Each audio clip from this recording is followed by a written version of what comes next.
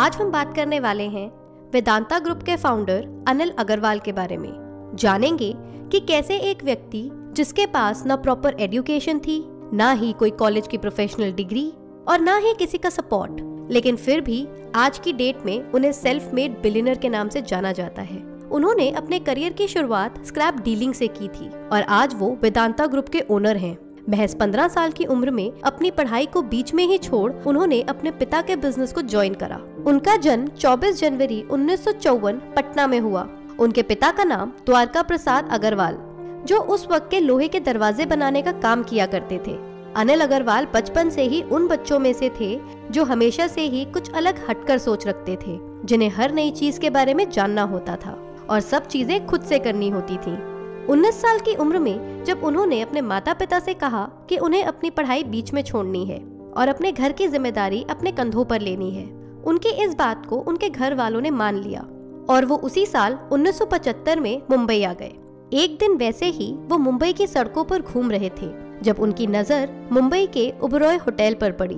उन्होंने सोचा कि उन्हें एक दिन तो एटलीस्ट इस होटल में बिताना ही है, लेकिन पढ़ाई न पूरी होने की वजह से उन्हें इंग्लिश में बात करना नहीं आता था। लेकिन उन्होंने इस चीज को अपने काम की रुकावट कभी नहीं बनने दिया।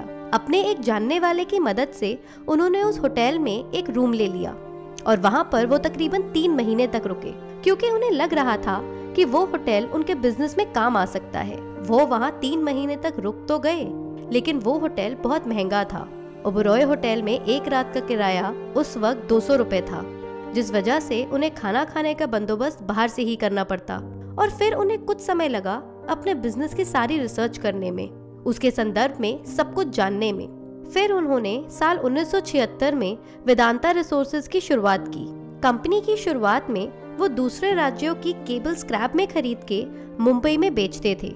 उन्होंने इस काम को 10 साल तक किया, लेकिन फिर उन्होंने सोचा कि उन्हें किसी बैंक से लोन लेना चाहिए जिससे कि वो अपने बिजनेस में आगे बढ़े, लेकिन उस वक्त सारे बैंकों ने उन्हें लोन देने से मना कर दिया।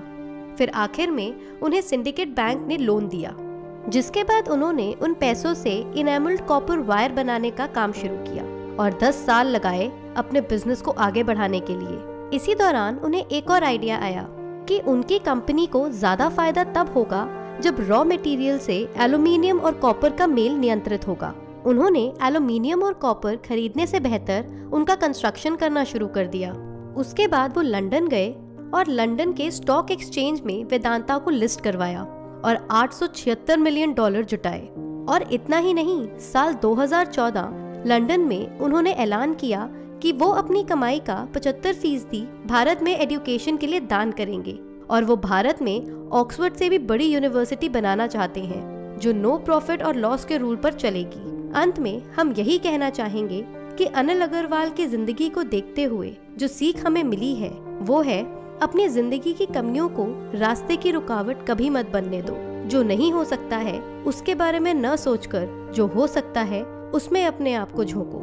ऐसी ही प्रेरणादायक कमाल वीडियोस के लिए देखते रहे कमाल जिंदगी। Please like, share and subscribe.